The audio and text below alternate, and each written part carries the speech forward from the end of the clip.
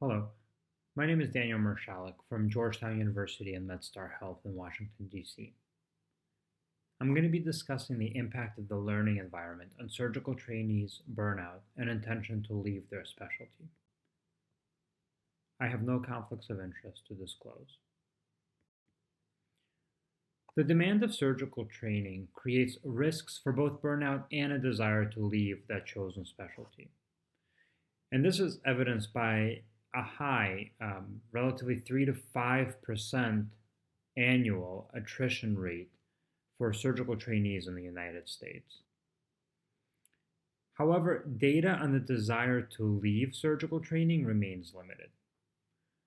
A 2014 multi-institutional study of surgical trainees showed that 58% of those residents considered leaving residency. The most commonly cited factors were sleep deprivation and excessive work hours cited on specific rotations. Female trainees were more likely than male trainees to consider leaving. A more recent study was conducted on 4,700 PGY2 second-year trainees. Burnout in general surgery trainees was 53.8%, which is consistent with prior recorded burnout in those types of cohorts. Specialty regret, meaning regretting going into general surgery specifically, was 17.1%, and that was the highest of any of the specialties surveyed. Career regret, or the regret of going into medicine as a whole, was 19.1%. And for general surgery trainees, it was the third highest of any of the specialties that were surveyed. Burnout and clinical specialties were both associated with career choice regret. Given this data, we hypothesized that there is a significant variability in trainee burnout and intention to leave by surgical specialty, and that trainees who experience a positive learning environment were less likely to report burnout or intention to leave specialty. We tested our hypothesis by assessing the relationship between multiple learning environment factors and burnout and intention to leave in surgical trainees by using bivariate and multivariate analyses.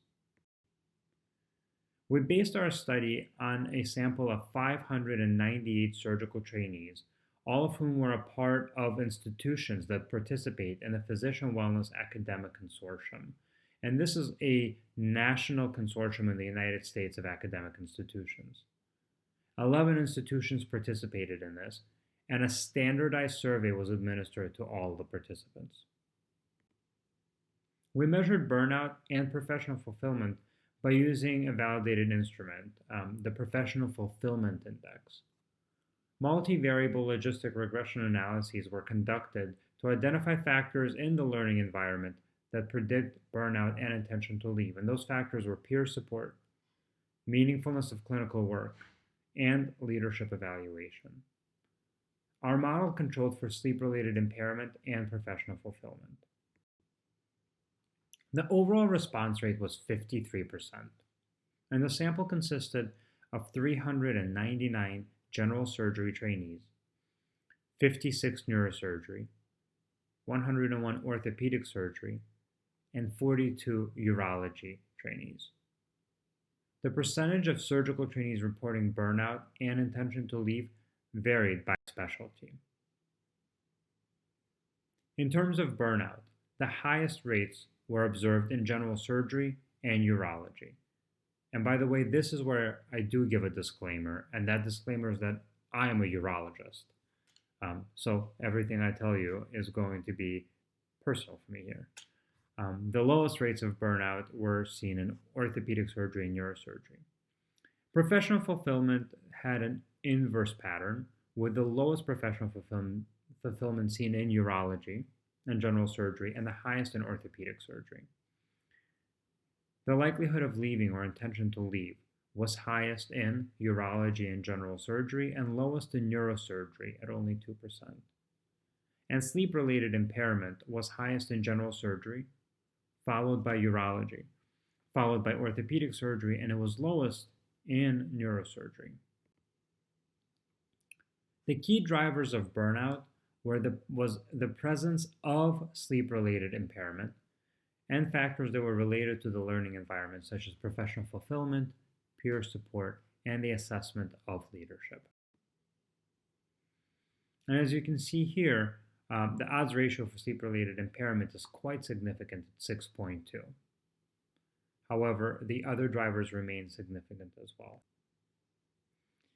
When it came to intention to leave, it was almost entirely predicted by leadership evaluation. And what we saw was a 4-point increase in intention to leave for every 1-point shift on the 40-point leadership composite score. So in other words, for every 2.5% of variability in the leadership composite score, we saw a 4% variability in intention to leave.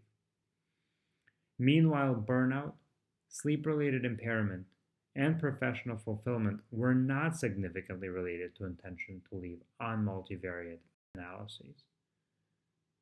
And this is reflected right here in our multivariate model, where sleep-related impairment has an odds ratio of 1.2, professional fulfillment and burnout with respective odds ratios, but none of them remain significant other than organizational leadership evaluation.